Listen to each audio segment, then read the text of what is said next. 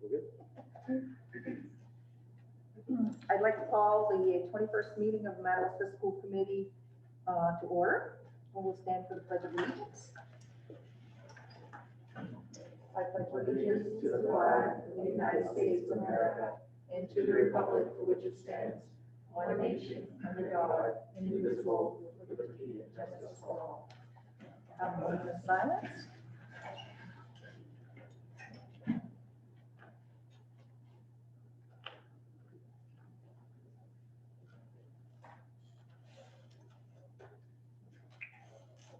Any adjustments to the meeting then? Yeah, and you have under approval of minutes, special meeting 20. Those are not in your packet, so we'll table those. Accidentally, we put meeting 18 minutes, which have already been approved. So the only minutes you'll approve are the meeting 19 minutes. So you can strike the special meeting 20. Also, under new business B, appointment of a new school committee member. We're actually going to move that to right after the public participation so that we could potentially fill a seat at the beginning of the meeting. So new business B, right after public participation. Is there anybody here to speak on any of the items on the agenda? Seeing none. We will move to the appointment of a new school committee member. So I do believe that you've had a couple of candidates who were interested in filling the vacancy. We had Nick Barrett and also Leo Sirwat. Were there any other names that we received, school committee members? Did you get any other names other than that? Giselle, did you get any? I did not. So your consideration is for Nick Barrett or Leo Sirwat at this time. I'll move that we accept Nick Barrett for the remainder of the 2021 school year seat that Mr. Kent has. Moved by Robert, do I have a second? Second that. Mindy? Any discussion?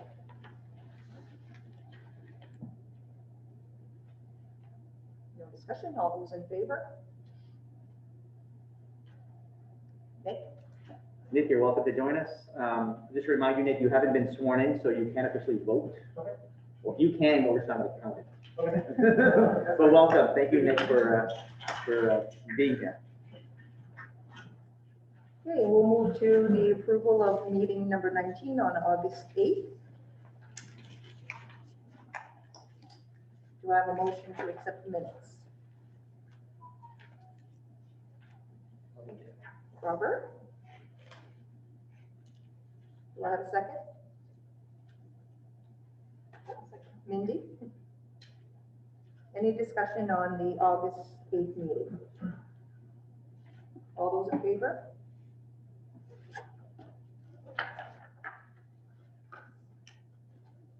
And we'll move to the superintendent. There's not a whole lot of updates from the department. We did get a notice today of a training program that's being pushed out in cooperation with Eastern Maine Community College.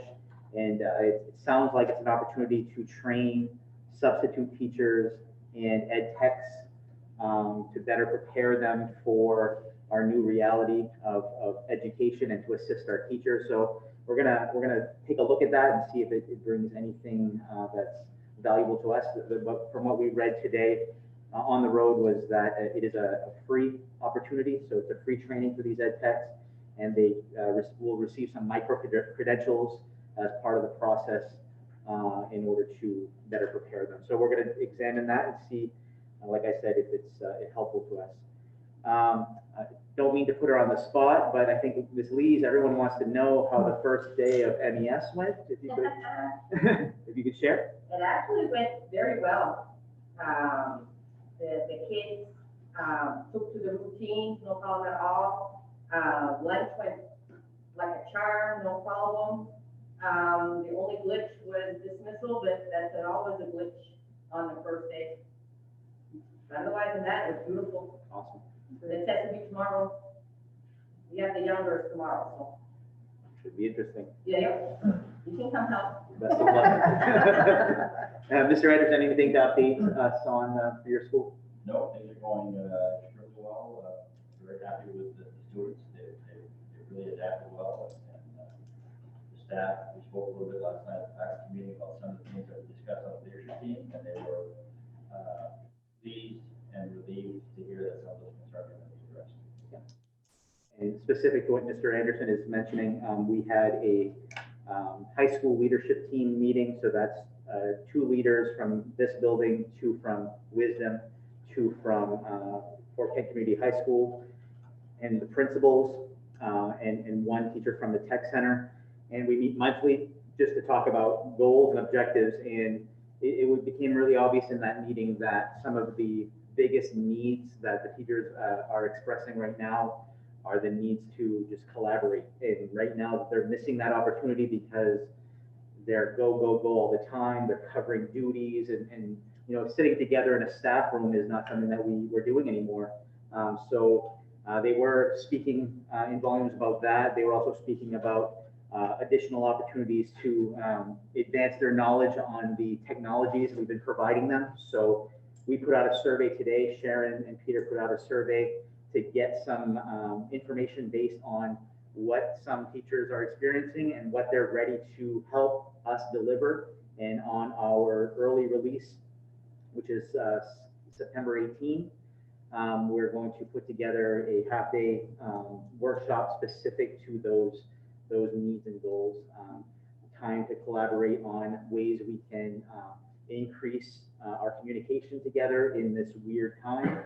And what are some success stories that are occurring in different places that we can maybe borrow from, and then additional training on things specific to what those teachers need. And we're focusing it on Google, the Google apps for education, the technology we've provided for distance learning, so the cameras and that type of thing. And then how to manage both environments. How do you manage kids in a classroom and kids at home at the same time? So those are all things that we're going to talk about. We meet with the elementary leaders next Tuesday. We're going to go through the same process, hear their needs. It'll still be early for them because they just started school, but I'm sure they'll already be experiencing some, oh my goodness. So we'll get their feedback and kind of coordinate. Thank you, Lise, and thank you, Wayne, for filling this in. Thank you. We'll move on to items of business. Under old business, fall sports MPA guidance. So we were supposed to receive the fall sports new guidance yesterday. They did not come in. Word was that it was not smooth sailing with all the parties involved. You have, you know, the DOE involved. You have Maine Superintendents Association involved. You have DHHS involved. You have all the athletic groups involved. We were hopeful that they would come out first thing today. They didn't. They finally came out at around 4:30. I think it was pushed out at around 3:30 to the athletic directors, and by the time I got it, it was 4:30. So the stuff in your big packet is old news now, and the stuff I put in front of you as copies, starting with this email that's from Patty Newman, who is from the executive, from the MPA office, just kind of summarizes some of the things that they're looking for. So I'm reading right from the middle, a few points of clarification. Prior to starting any school-based activity, schools must receive approval from their local governing board. Ultimately, the decision to sponsor these activities will be made at the local level. Schools should consider developing a consistent and assumption of risk document outlining the risk associated with participating in sports. All coaches paid or volunteered must complete a free course called COVID for Coaches. The MPA will not be able to sponsor football or volleyball as varsity sports. That doesn't impact us here at Madawaska. To keep students active and engaged, schools may provide a 7 versus 7 flag or touch football program this fall. Volleyball, if played outside, can be used as an activity. No inside practices are to be held this fall, so if it rains, coaches cannot move their soccer practice indoors. They're just going to have to cancel practice. Should a county be designated yellow or red, there should be no practices or games until that county goes back into the green. Schools must follow the governor's executive order for gathering size limits, currently set at 100 people. And schools must follow the Maine CDC recommendations. And that's basically what our reintegration plan follows. All athletes other than those involved in the game, coaches, officials, staff, spectators must always wear a mask. This includes the officials wearing a mask during the contest. Sideline cheer doesn't impact us. Each sport has developed a sport-specific guideline for us to look at, and each fall activity has a revised bulletin. So the second document in your packet is the school sports guidance return to competition. And this gives a basic overview of what we're talking about with regards to returning. It's not much different than what you've received before until you get to page 4. Page 4 you'll see a table with risk factors of sports, and this comes from the community sports guidelines. That is basically saying lower risk sports like golf, you can follow these expectations. Moderate risk sports like soccer, you should follow these expectations. And what I'll just bring your attention to are the levels that you should follow. So if I'm looking at soccer, which is primarily the big debate right now, soccer falls under moderate risk, and you can follow up to level 4 for soccer because soccer is an outdoor sport. For the levels, you would go back to page 3, and you'll see on page 3 what the levels mean.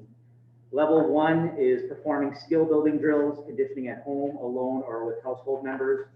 So that's just working out on your own. Level 2 is team-based practice with physically distanced group activities. That's what our teams are doing now. Our teams are practicing, but they're distancing. So they're staying in cohorts and pods, and they're not playing full scrimmages. Level 3, you can start within team competition, like scrimmages. And this level of play involves one cohort of participants. So if we were to approve this plan, next week would be preseason for our teams. They would be able to start scrimmaging themselves. So, a blue and a white team and, the offense versus defense or whatever, they would be able to start that.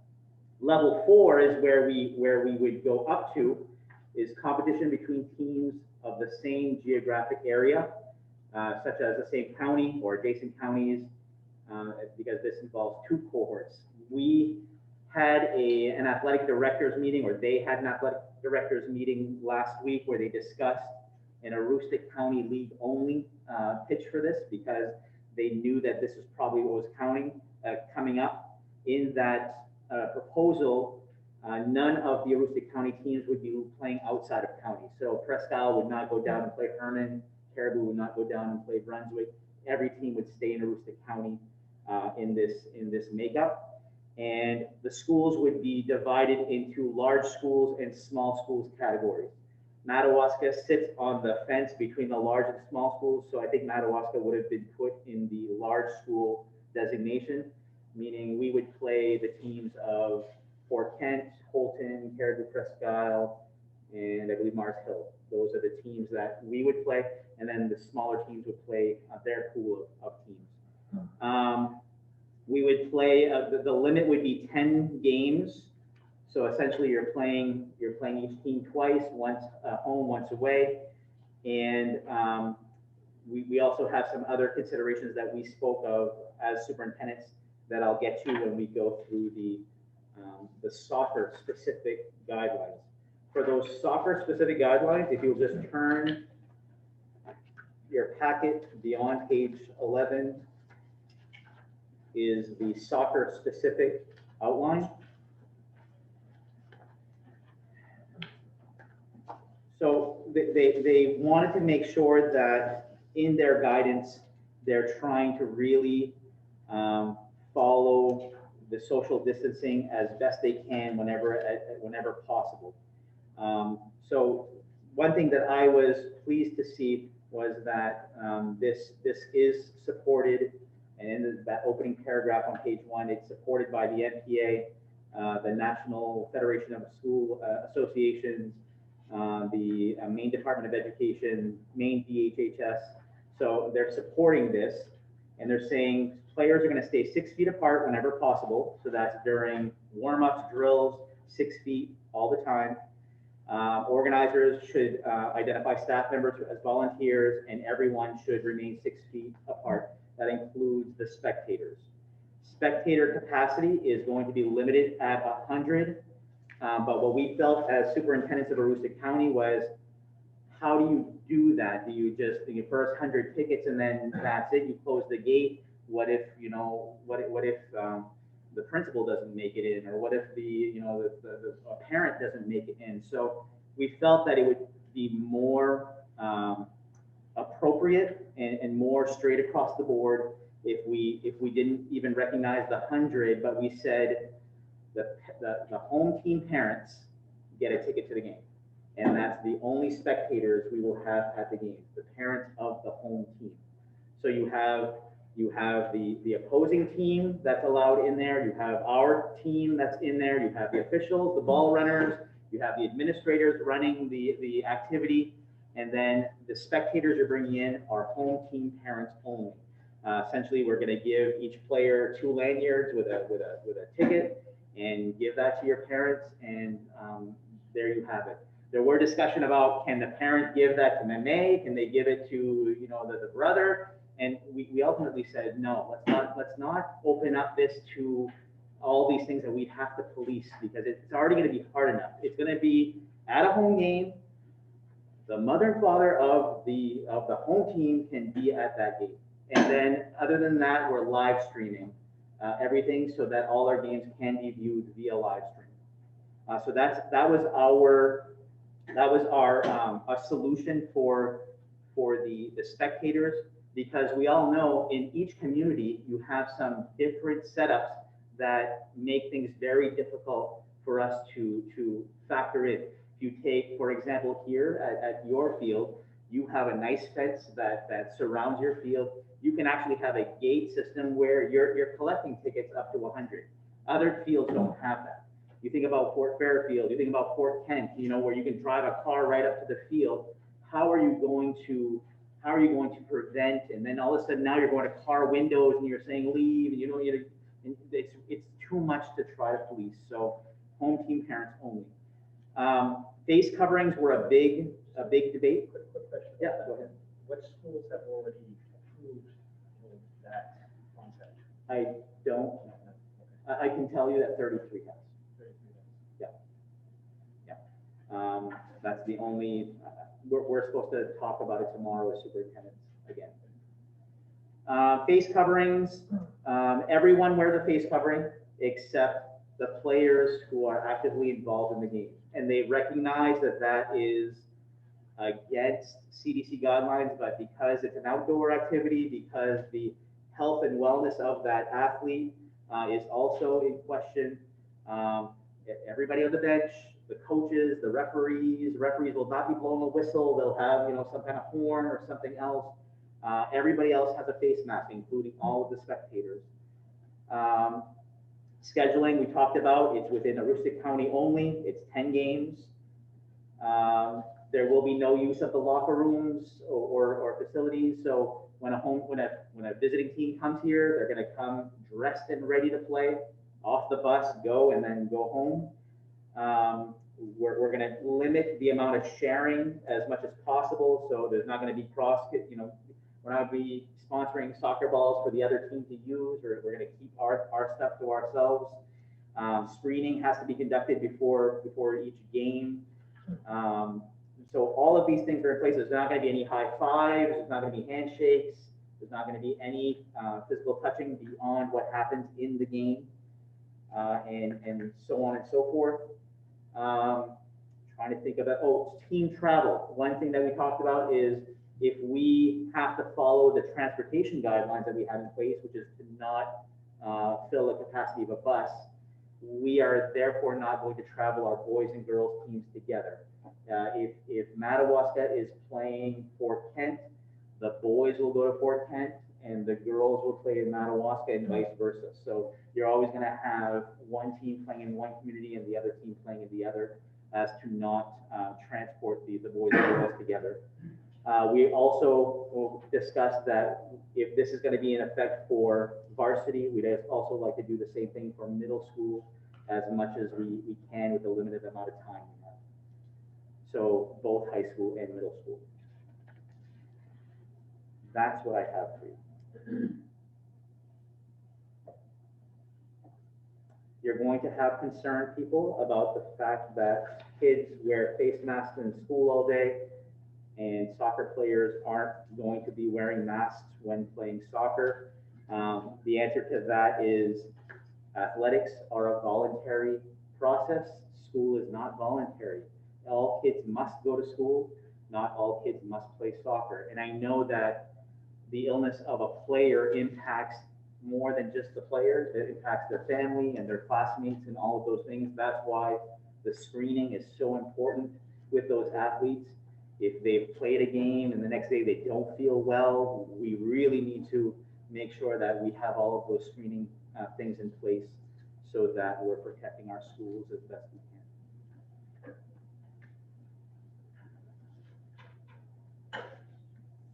What do you need from this board for this?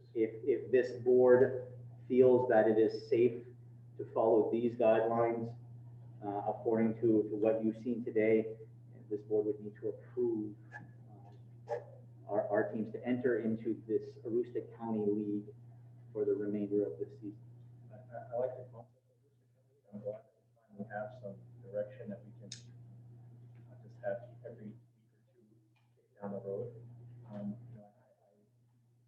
Soccer is important to the kids. It's important to the families. I really think that we should, that 100-person outdoor limit, I think we need to find a way to find some schools might not be able to, but if we can, I think we should entertain having at least that 100-person outdoor limit reached.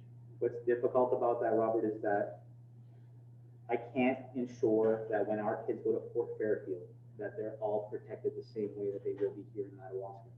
If I can limit the amount of people at this game here, and it might be 80, it might be 78, and Tim Watt can do the same thing in Fort Fairfield because it's just those parents. I know that you're not gonna have crowds of people coming out of the back of a tailgate of a pickup truck because the pickup truck is parked there. I can't guarantee that that's not going to happen if we open it up beyond parents only. We kind of really have to set that limit. And as superintendents, we all agreed that we were going to advocate for that to our boards, as difficult as it is. But for us, it's about the kids. It is. It's about the kids, and us finding a way to keep them safe, keep the people that would be spectators safe. But I think there's ways to do that. You just mentioned, in and out gates at our school field.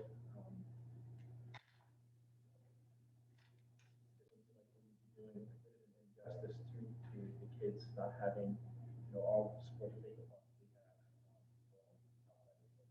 Picture what happens on the small field during a varsity game here in Madawaska. What's going on in that lower field all night long? Right.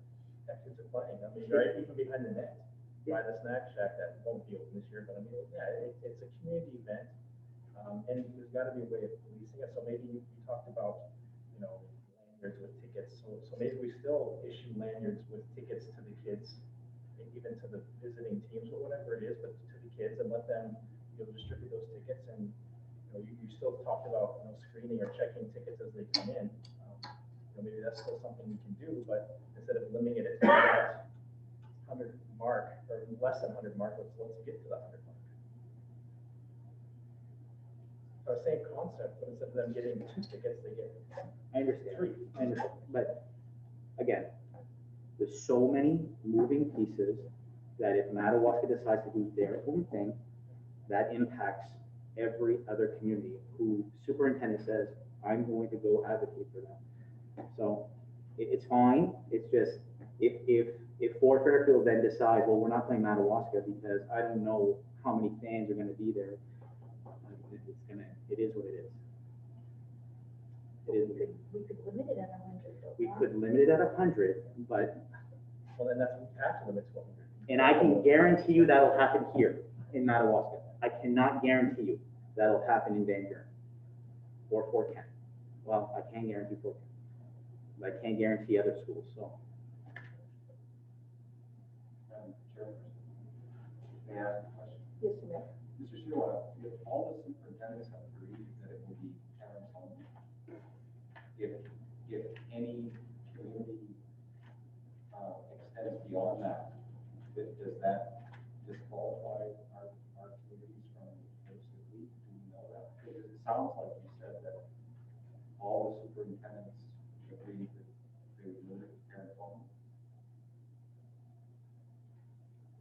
Peter, I don't know. I don't know what it means. I know that it is September 10 today, and we got guidance an hour ago. And we had pre-meetings with superintendents, and athletic directors have had their own meetings, and everybody has talked about their own thing. And so superintendents got together a few days ago and said, how can we ensure what it looks like here looks like there? And we came to a consensus that parents only, and live stream for everybody else. So it could jeopardize that. I don't know. We don't know, yeah.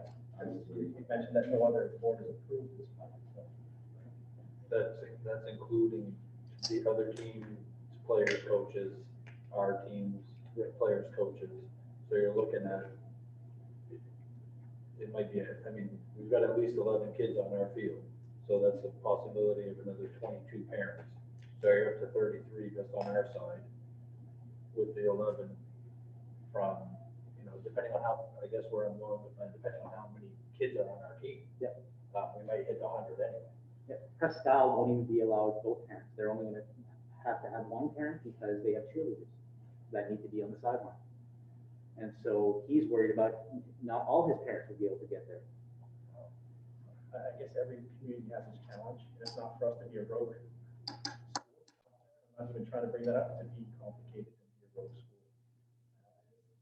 We have a 100 number that we could reach, and I think it's not straying far from the system that you just presented about giving tickets and letting sure, instead of it being 2, it gets 3, depending, if we have 16 athletes on the girls' team or 20 boys on the other team. So that 100 includes everybody on the field. Players, it says here, players, referees, Everything. so it even shrinks it even smaller who's actually be allowed on the field. With every player getting 3 tickets, we said maximize that 100. That's all I'm asking. Not to be a broke facility, not to be jeopardize us. But who's gonna police that? Who's gonna police that? Well, who's gonna police it for just the two parents? Who's gonna be there? Somebody has to be there just to make sure that there's only 2 parents coming on. So why not the same person make sure there's only 3? We know who our parents are. It's gonna be very easy to police that. I mean, we can knock on the boosters' door maybe to help manage that. They sell tickets at basketball games, they put somebody there to help police it. Maybe there's another entity that Although, Is this part of it something that we have to decide tonight as far as the? you can approve this. The way You can approve this, and then you can say, but for Madawaska, we're gonna fill 100, and I've gotta go back to the superintendent and say, guys, Madawaska's gonna have 100. And then the AD schedule, and then they do their thing, and it is what it is at that time. And that meeting is tomorrow, you said. Did I hear you correctly? We're gonna try to get together. Try to. Yeah. I mean, is that something that could be, I'm assuming, like Robert is saying, I'm assuming some other schools might want to do the same thing if they can maximize up to 100. Not to be, like Robert is saying, the road school, but if others decide, hey, maybe we want to maximize the 100, I mean, can we bring that up and just throwing that out there? Absolutely. Anyway, it's just unfortunate for the kids. Yeah, I think that the parent thing is just procedural, like, because this guidance does say up to 100, so you can't have up to 100 people at the game. So if you approve this, then we could have. Because it technically, it is gonna be a moving target, because depending on the amount of kids from the other team. If a team comes in with 12 players, Yeah. or comes in with Right, 24. it's not like I can pre-distribute tickets and say, oh, okay, these are the only tickets we have, because I don't know. Oh, and I get that, I'm just wondering, so has that been thought of? Maybe that's like, that's just with no schedule. I mean, they must be, have to call the coach ahead and say, how many kids do you have? And then one kid doesn't show. I'm just nervous that we have 100 tickets in our hand at the door, right? And I've given the 100th ticket. And then mom comes and says, wait, and I can't let her in. You know, I'm just, I get it, yeah, I get it. Maybe you covered this and I didn't catch it, but you're gonna give a ticket, let's say, to every parent. Does this ticket also get them in if they're in Fort Fairfield or in No, Bristol? only just from Just that. home, okay. So we don't have tickets for the team that's playing there, okay.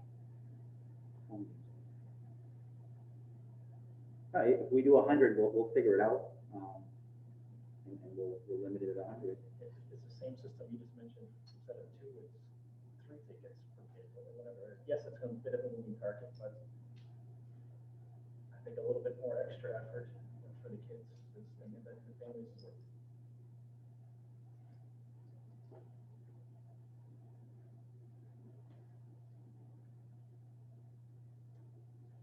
So do we have a motion to move forward with the fall sports? My motion is that we support this plan, but allow us to follow the state mandated guidelines of 100 people in the employment. Do I have a second? I'll second that. Mindy? Any more discussion? All those in favor? All those opposed?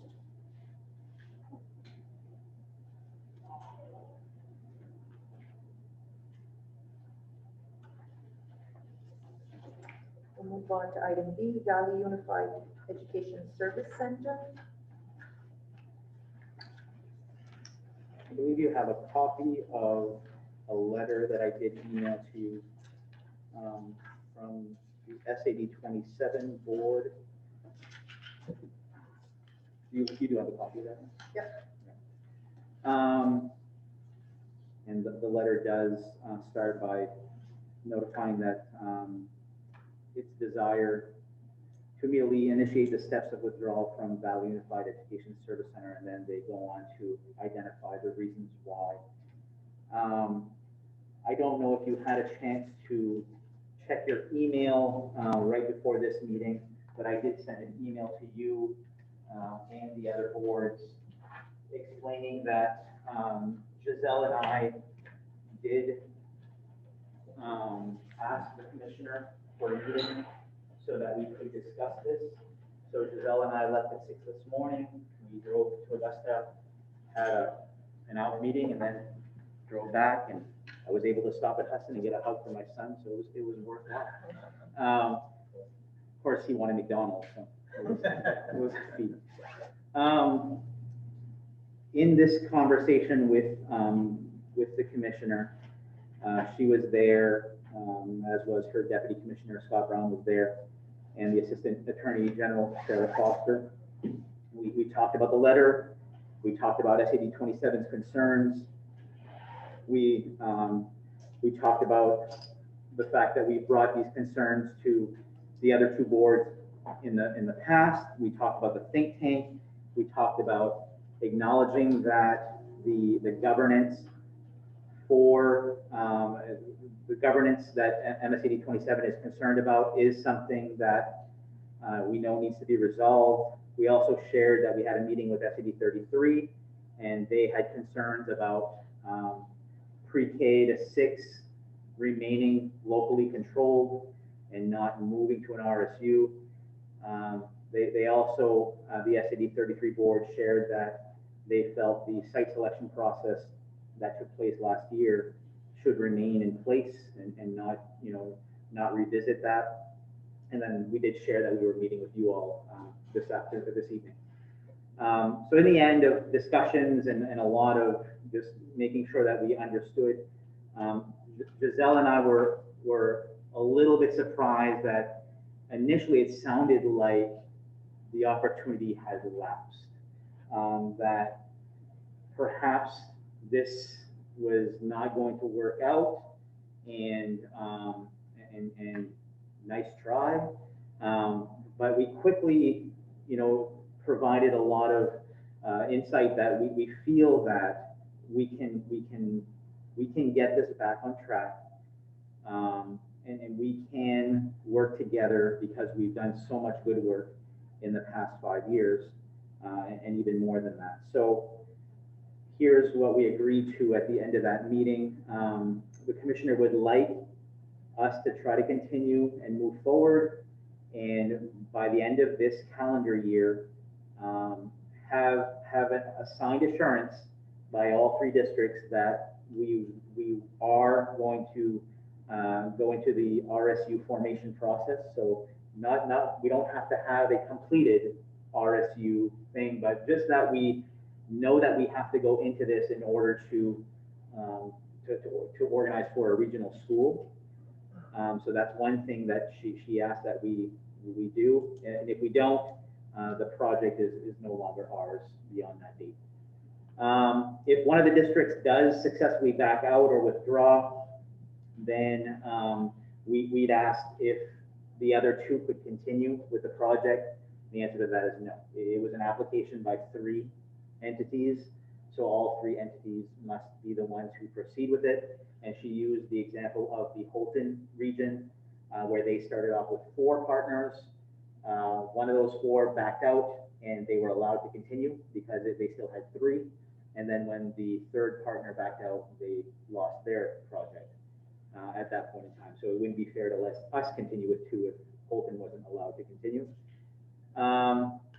If the topic of site selection were to be revisited, any engineering costs associated for that work would have to be locally funded. And that's because we've extended our share of the FEDES grant that we used for site selection.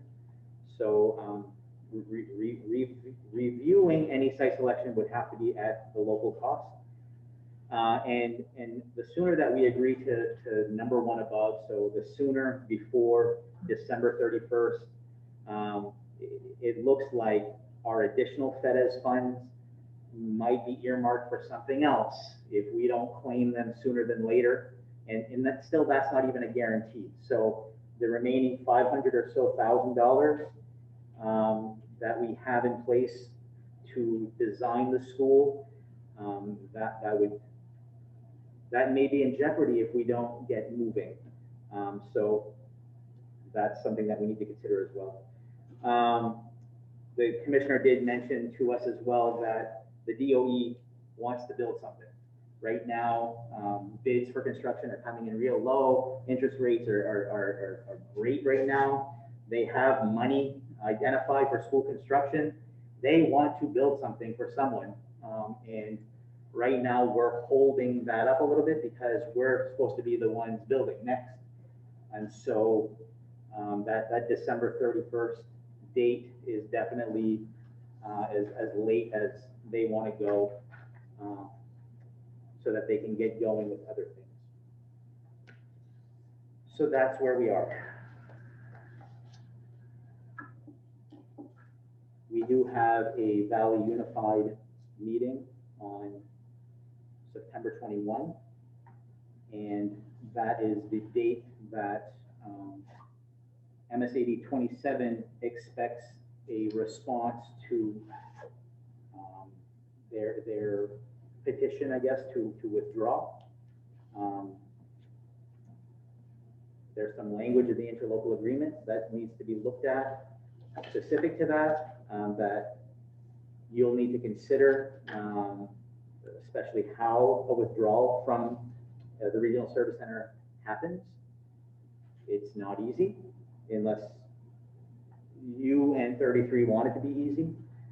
It's all things. There's also in the interlocal agreement, a dispute resolution language that can be examined as a potential means to look at this. I just need some guidance from you all on how the Madawaska School Department wants to proceed.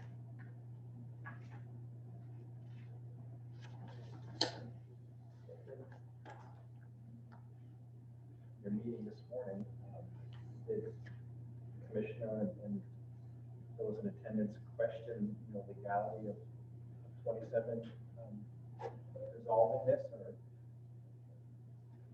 Come up, that topic didn't come up. No, we didn't speak legalities. It was more of a concern that this is all not going to happen. And in this withdrawal resolution, it just says as long as it's 7 nights, then a member can go out easily. In so many words. And that's to dissolve the entirety. We can still remain Valley Unified with two partners. Okay, so the school construction project is here and Valley Unified is here. Valley Unified, which is, shared services, shared administration, those things, that can stay in place with just two districts. School construction project requires all three.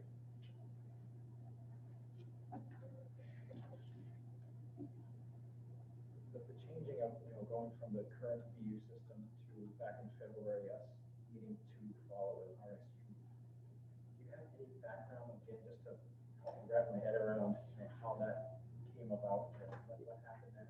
I think we were, and Giselle, you can correct me if I'm wrong, I think we were given promises that probably could have been met if one administration had stayed into office longer. So that time would have elapsed to allow for an education service center to be one of those entities to do that. Unfortunately, when you look at school governance right now in the law, education service centers are not one of those governance operations.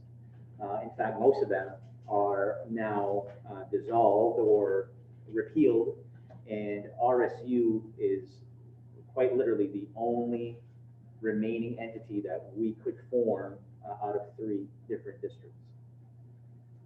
It was also an interpretation by the Attorney General, whereas it's not prohibited for an education service center to govern a school. Yeah. It's not allowed. The language doesn't say it's allowed. Okay. So the Attorney General has said because the language doesn't say it's allowable, and you don't want to do this. Literally all of that. I'm sure we could talk about the formation of RSU and all the regulations that go behind that all day, but I guess how structured is forming an RSU? Does it leave it up to interpretation for communities to build an RSU, or is there a platform that's saying, okay, here's the regulation book for RSU, this is what you're following? You have a template that you're going to follow, so you're going to form an RSU formation committee. So it's not something that you create from. No, you follow. We would look for somebody to facilitate that process, and then it would be a process that has community voice and choice and all of those things. I guess it's right. I think the only choice in the formation of an RSU is how you're going to weight your communities. It's not by SED, it's communities. And will it be by the total number of citizens, by the total number of a percentage, or will you vote per person, or 1-to-1, or there are, I think, 3, maybe 4 ways, but they're all weighted according to population. And it is pretty prescriptive. So every other part of the language on building RSU is very specific. You have to follow these guidelines, except voting language on weighing which can be. Right. Yeah. The reapportionment language, you have a little bit of choice, Where you can give it a but it comes down to weighting per population. I guess I'm just kind of wondering how much more future negotiation is there if we go down this RSU route of line by line, give and take and there's not. I think it's pretty prescriptive. Okay. All right. Is the formation of the RSU, what does that do to where we are in the process now? What does it do to site selection? What does it do to all of that? Is the RSU, does that start once the school is completed, or are we doing that before, which at that point, what does that mean to everything that's been done up to this date? Yep. So that the minute that all three districts sign the notice to enter into an RSU, we would have a parallel track with the school construction. So the RSU work would be allowed to start and the school construction would be allowed to continue. So we move forward with school construction only when this board and the other two boards sign to say, we're gonna enter this RSU agreement together. So coming back, what does that mean to site selection? It means the next step for construction would be to take site selection to the state board for them to either approve or not approve what we've done so far. Of the current site that's been chosen? Unless we decide to go revisit site selection at a local cost. So, so I guess what I'm asking is, by going the RSU route, are we redoing everything that's already been done, or we're taking it from where we're at now and moving You're forward? taking where it's at and you're moving it forward. And the rest of the timeline of this project, use the word timeline, I know that the schedule is thrown out the window, but this timeline of events, nothing else changes in that line of this project. You showed us a 26-step timeline, there's still future straw overlaying, there's still future, committee goes, none of that all still stays in track. Correct. So let me get back to your point.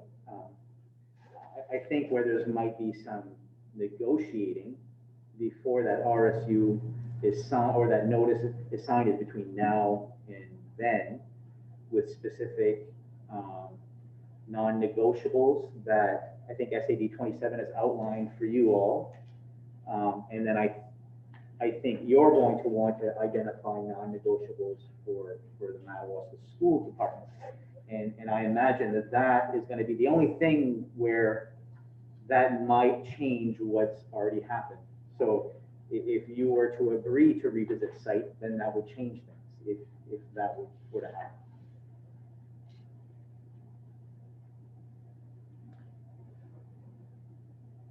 Who's our attorney? You said Drummond Woodson is our attorney? So for this, we would not be able to use Drummond and Woodson because it's specific to the work that's been done so far, which we all shared one attorney together as three districts, and now that presents itself as a conflict of interest. So we would be going with the same law firm that we're using in the legal dispute that we're undergoing. That's Kate Grossman from Farrell Rosenblatt, Farrell Rosen something. Yeah, sorry. Can I come back on the voting representation? I did find it. It is 4 methods, so it's prescriptive, but you have a choice there. So you asked, is there some negotiating to be done? Method 1 is sub-district representation. Method 2 is weighted votes. Directors cast a weighted vote. The third method is at-large voting. They're elected at large and they vote in the district. And then method D, it says other directors may be elected by another method that meets the requirements of the one man, one vote principle. So it's important to remember it's the one man, one vote principle that's important in all of these. But it's by community and not by district. Correct. Yeah. So it's by community. So this community is relatively the same size as another community, whereas this district is not the same size as another district. So keep that in mind. It's by community. When it says sub-district, it just seems like if Madawaska had different Zone. zones. So sub-zone would be a better word. Yeah. like from, First Ave to Sixth Ave is zone one from,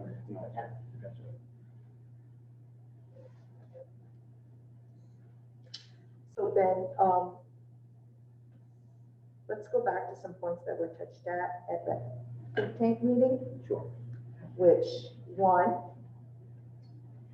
I'll make it public, seeing that we're on live stream, that was decided by one board. They chose to end that think tank meeting after one meeting on their own. That was not a representation of the 3 units that were represented there, because they should have showed up to the meeting to discuss that and not to make that decision on their own. So I'm just stating my point of view. One of the big points there was to include pre-K to grade 12.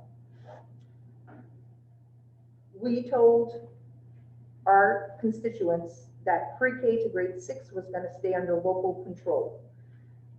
If we look at forming the RSU, will the pre-K to 6th grade stay under local control, or does it everything fall under the RSU? The RSU we would seek would be the RSU that everyone would agree upon. So if everyone would be agreeable to a pre-K to 12 RSU, we'd proceed with that. If everyone would say, no, let's do a 7 through 12 RSU because that's what Valley Unified is, that's what we would pursue. So we do have a choice. We have been told we have a choice. It's an interpretation of the law that can be overturned. We would want guarantee of that before we sign anything. Thank you. Years later and say,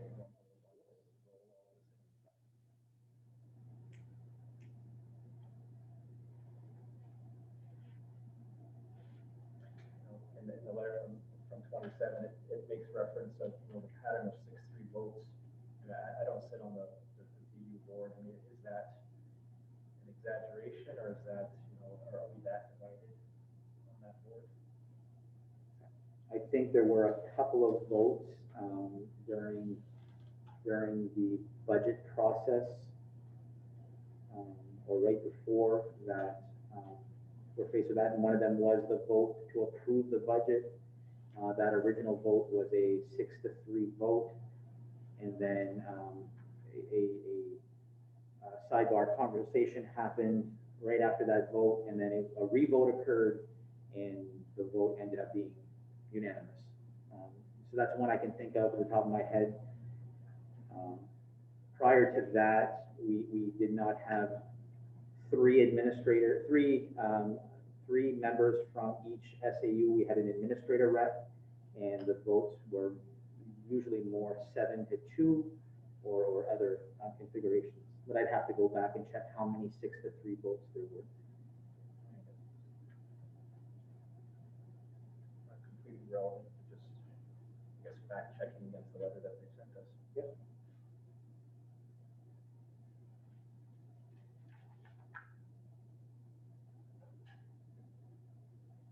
Like Tammy said, it wasn't Madawaska that stopped the think tank, and that I wasn't on that think tank board either, but, and maybe if you hindsight, we should just carry on with the other, with 33, just to continue getting, thoughts formally with them as a group, but that's neither here nor there. So I think they won. 27 was a written statement from us by the next BU meeting. I don't know if that's realistic.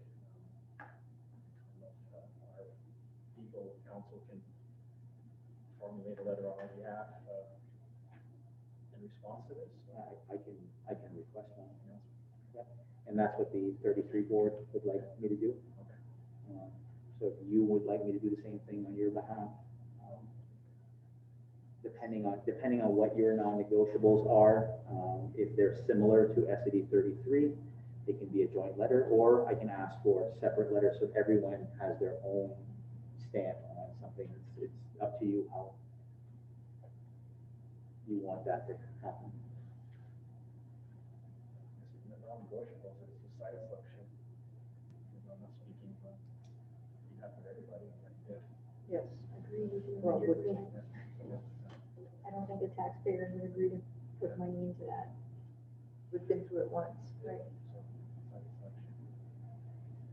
And our pre-K to 6 staying under local control, which is what we sold to our people. Are there any other things, like I'm trying to remember, with the process you had and the, local control of the elementary school, Tammy was on that list, but there was a bunch of other items on that list. Can you remind us of what those are, Ben? Do you have that right handy, or? I can't remember what you're talking about.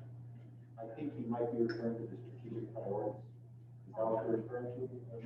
I can't remember the title of it. but I Oh, know yeah, there yeah, was- yeah. Plan. Yep. That's what it was, yeah. I know there was multiple items on that list, yes, thank you.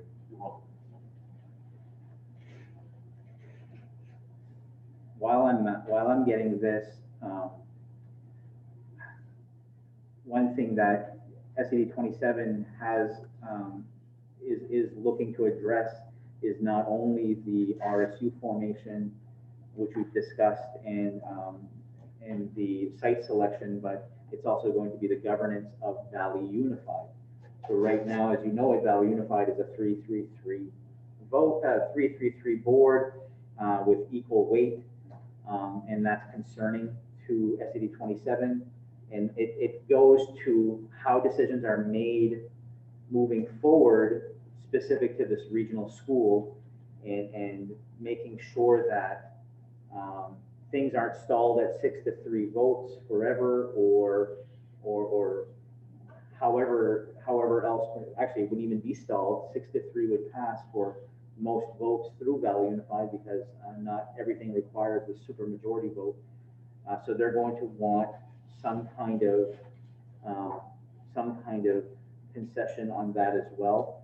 One thing I proposed to the 33 board is, if we're going to work on governance language for an RSU, and we know we have to do that, why don't we just look at trying to match that governance language for the Education Service Center, so that we're talking about the same thing. And I don't even know if we can fully just do that as the same board. I don't even know that, but it just seems to me, if we're going to go through all this work of agreeing on a governance structure, and we're going to come to an agreement, wouldn't it just make sense to have the same governance structure for both those entities? So I do throw that out to you as something to consider, because I think holding ground and saying no, 3-3-3 is all it can be. I don't know. I don't know where that's going to get us. Louis, specific to what you just asked, this is our strategic priorities. One of them was a high school regionalization. The other one was an elementary school in each district. 3 was adult and community continuing ed, the merged, which it already has been. Shared administrative structure, which we've already merged. Optimizing the use of the tech center, which there's not even a spare room in that place anymore, because we are out optimizing it. Building collaboration with UMFK and Northern Maine Community College. Just today, Peter and I got an email from Scott Wazin talking about new opportunities with UMFK that we're looking into. So this continues to grow. Obviously connecting with the community, and then optimizing our use of technology, which this year we've put into hyper speed.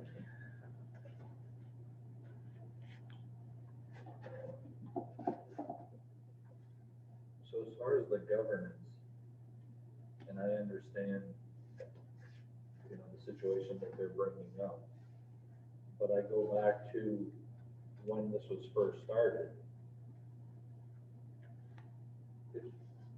Because there was 3 separate schools, and everybody was looking at eliminating their school to have a regional school, that everybody had the same to lose. So I think everybody decided, if we're going to make this happen, we're all going to have to be equal partners. And I wasn't there, but and if anybody was there at that time, please correct me. That being said, if that wasn't the way that it was set up then, there probably wouldn't have been a second meeting. So that needs to be considered. And, you know, so somebody just mentioned a while ago about, well, is something else gonna change in 5 years or whatever? Well, we're already looking to change the way this was set up. It's been, what, a couple of years, 3 years? So there was a reason why that was set up that way. So that needs to be taken into consideration. I think part of the problem is that we keep comparing the three districts where we should be talking about the communities they represent. And as long as you have MS 8027 with 5 communities piping resources in, they'll forever be able to say, we pay 50 blah, blah, for part of the share. And I think that's problematic because it doesn't paint a true picture of what each of those communities share in those expenses.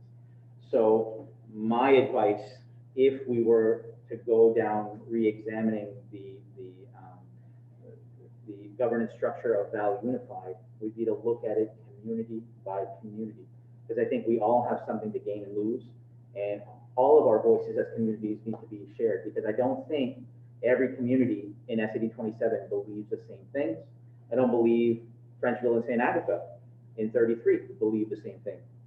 So I think each community needs their own voice at the table, or collective voice at the table, in order to make it work. I think it's also a great opportunity to experience what functioning under an RSU model might be like, because you can pattern it after that. And I think it might eliminate a lot of the questions and the mystery around this RSU. You know, how is it going to work? I think using that model for the Education Service Center gives us the chance to experience it before we actually form an RSU. I think that can be an advantage for everyone. You have to remember Valley Unified in making decisions about the school is very short term. It's only from now until the day that school opens, then the RSU takes over, and that's it. The only other decisions Valley Unified will make is about the shared services, the shared administrative services. And so to make some changes now on something that's only going to have a lot of muscle for a short time. I'll just echo what Peter says. We've got to go down this RSU route. We know we do. I think the sooner that we look to explore that, even from the Valley Unified level, might be a benefit for us. And that's just my thoughts.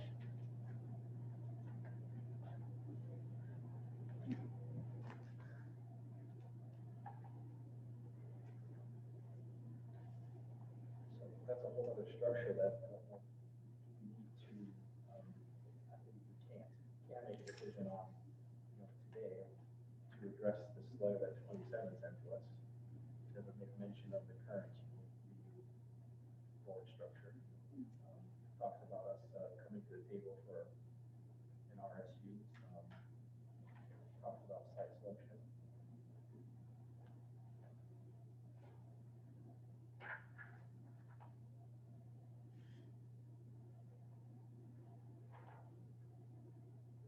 When they're mentioning that sentence on the last paragraph, That's what I'm looking at again. without a governance structure that provides all communities proportionate voting representation on a governing board, they're specifically talking about Valley Unified. Where is that? The last paragraph. Yeah. Oh, I see it. Yeah.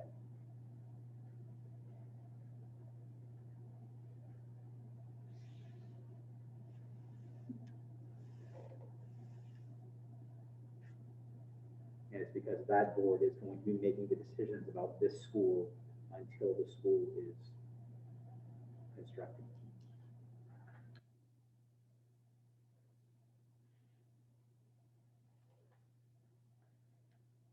I guess, I mean, I know it doesn't solve any problems or whatnot, but it just still surprises me because where this is coming from those people originally sat on the meeting when we developed the interlocal agreement. I mean, those people were there. I mean, I clearly remember who was sitting to my right. But since we've had that site selection that came out in the public, I mean, everything else went to pot. I mean, we've been spinning our wheels. Nobody can talk to anybody. It just boils down to that site selection committee. Here they are putting all these restrictions on us. Must do this, must do that. Next thing you are gonna know, we must change the site to have it in our backyard, because then we're not playing ball with you. I mean, I don't know how much we're gonna let 27 control us. I mean, I understand the RSU, but now we gotta go into the interlocal agreement. Well, there might be site selection too that they might wanna do, like, I mean, are we moving forward? Or are we just going right back to day one? I don't know. I mean, we have our non-negotiables, but like you said, if one community is willing to put the money forward, and we know who has the deep pockets, and they want to go through with it, what happens at that point? What if there's another, what if Fort Kent decides to have, dig in their pockets and pay out cash to have another site selection done, and it ends up in their backyard? What happens at that point? I mean, we don't want to pay, 33 doesn't want to pay, but 27 has a pot of gold someplace. What happens at that point? The site selection, now goes from the site in Frenchville to the site in Fort Kent. Where are we going to be at that point? We stalled the process, we wasted more time, they spent their money because we're not spending money. What happens then? It's going to have to be there because they paid to have another site selection done? What's the answer to that? But I think like Ben was saying, Tammy, what are our non-negotiables? But those are ours, Louis. If Fort Kent decides that they can have their non-negotiables or they can have their negotiables. And they clearly said that the site selection would be at local taxpayer dollars. If we're not willing to put our local taxpayer dollars to have another review, and neither is 33, but 27 does, and now the site ends up there, what happens at that point? So we have a site, the original site in Frenchville, but now they had another revisitation and it ends up in Fort Kent. So what are we going to do at that point? And it would be right back where we are right now. Exactly. And it all boils down to when the site was released. That's what we cannot forget. That's what has taken us here, is that site. We can give them whatever they want, but the bottom line is the site is not in their backyard and they're not willing to back down until it is. Give us this, give us that, do this. But then, we can still take taxpayer dollars and re-examine the site. I don't know. They're envious, as far as I'm concerned. This also impacts more than just the school, which is super important and probably the most important thing that we're discussing, but it also impacts all the shared services we currently have and what happens to those shared services if a member leaves Valley Unified.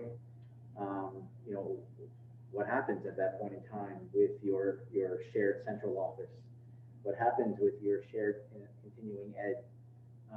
So it impacts a lot of things, not just the opportunity for this regional school. But we've lost sight of what this is all about. We have lost sight that this is about educating our students.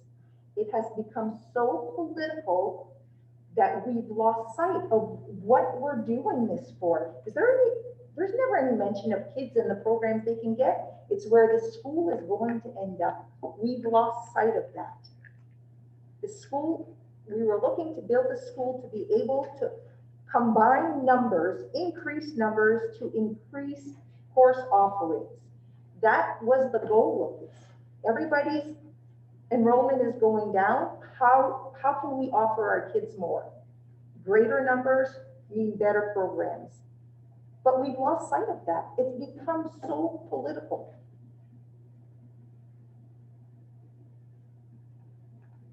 So let's just say it goes where you said, and then there's another site selection that comes about. Who's to say it wouldn't end up with the same thing, right back in Frenchville? Then what? They paid all that money to do it again, and the same decision stands. It's in Frenchville. Well, I can how, almost go. how unbiased is it if one community is, or one school district, so Is it's like, wait a minute, at that point. it's- Exactly. At that point, the site, we've had a site selection that was unbiased. As far as I'm concerned, I wasn't part of it, but everybody all three school districts were part of it. There was a chosen. unanimous vote, It Lou. was unanimous. There was a There you go. unanimous I know, vote. I know, so the site selection is there. If there's another site that comes up, and not all three school districts are part of that process. It's a biased system, and then at that point, we're not held to have to follow through with that.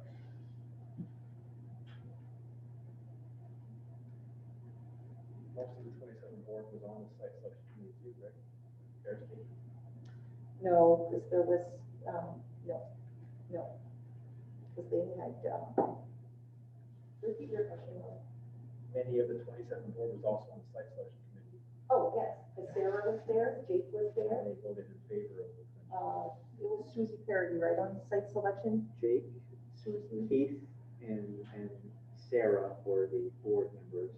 Oh, so- Actually, Keith, Jake and Sarah were the board members. Keith was representing his community of St. Francis, St. John, but he is a board member. Yeah, And Susie sat as what? she was on there as the town manager. Town manager, okay, because I remember seeing that. So, yeah, they were Robert, yes.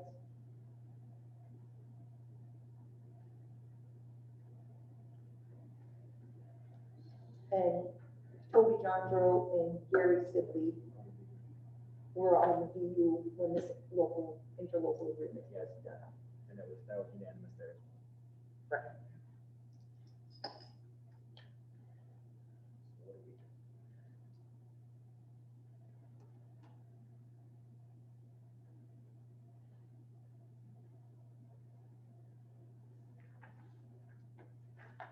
So our non-negotiables on the table so far are the site and the pre-K through 6. Leave it at that. We got a third, we got a fourth. I mean, it's clearly stated, if we don't move to an RSU, we might as well forget it. Understandable. But And I think that makes sense. If you're gonna operate a school, you're gonna want to make sure that, whoever's making the decisions for that school and the large bills that go with running a school, that makes sense. I just, a whole lot of yet to get there.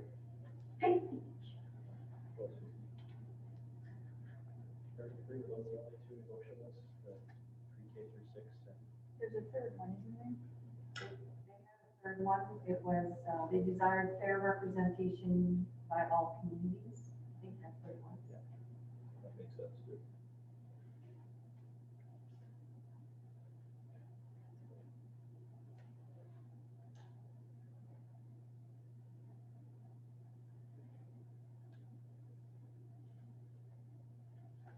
Are you looking for a motion then, or? I don't think we need one. I think you just need to give me consensus that you want me to pursue with legal to get a response to this letter that includes your non-negotiables. If you're okay with that, and I see your non-negotiables as the site selection, pre-K to 6, and fair representation. Everybody good with that? Yep. I mean, are they gonna be consulting with you and with us when they're drafting this in case something else? We'll see drafts of it first. Okay. Yep. That's fine. I do, time is of the essence, so the drafts that you see may be email back and forth just because. Tammy, then do we do this separately on our own letterhead, or do we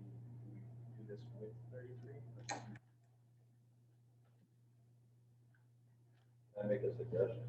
Yeah. I mean, I think not to be with 33 in that, but I think it would be better if we were on our own under it. I believe so. I feel that way. We don't need to stand with somebody else. We can stand on our own. Ben asked that question earlier, I'd like to give him an answer. Thank you. So is that all you need? That's all I need. Okay, I know what to do now. so we'll move on to new business, new hires. And I apologize, you should have had letters in your packet for these new hires. And I apologize they didn't get in your packet. They are. Oh, they are? Yeah. They're not in my packet. Oh, they are. Yeah, they were in the email. No. So 3 positions that we're filling. The first is our bookkeeper payroll specialist. Lucy and Giselle conducted the interview, and you can see by their letter, they're recommending Laura Dumont for this position. The recommended motion is for Laura Dumont for the bookkeeper payroll specialist. Robert moves. Do I have a second? Wendy? Any discussion on Laura Dumont? There will be a second signature, we just weren't in the same building, so. the Oh. signatures. Seeing no discussion, all those in favor of hiring Laura Dumont as our bookkeeper payroll specialist? I'm assuming you are. Yeah. Okay. Sorry, my hand was up. 4-0. The second position that we're filling is our 1-year school nurse position. And the recommendation is for Melissa Pelletier. The nurses that were interviewed by Mr. Anderson, Ms. Lees, and Ms. Lynn Wetmore. And that is the recommendation. Melissa Pelletier. Do I have a motion on our new school nurse as Melissa Pelletier? Wendy? I have a second. I'll move. I can move, right? Any discussion on Melissa Pelletier, sorry? Seeing none, all those in favor? Robert's going to abstain. Because I don't think she's a terrific person. And the third position we're filling is for a Title I Ed Tech 3 position. We had previously filled this position with another individual who decided that they were not going to be able to fulfill the requirements as school reopened. So we had Lise and Julie Sear, Trish Armstrong, Jen Mazo, and Missy Morno interviewed, and they are recommending Alexa Macy for this position. I'll move in. Robert, do I have a second? Louis? Any discussion on the Ed Tech 3 position? All those in favor? 4-0.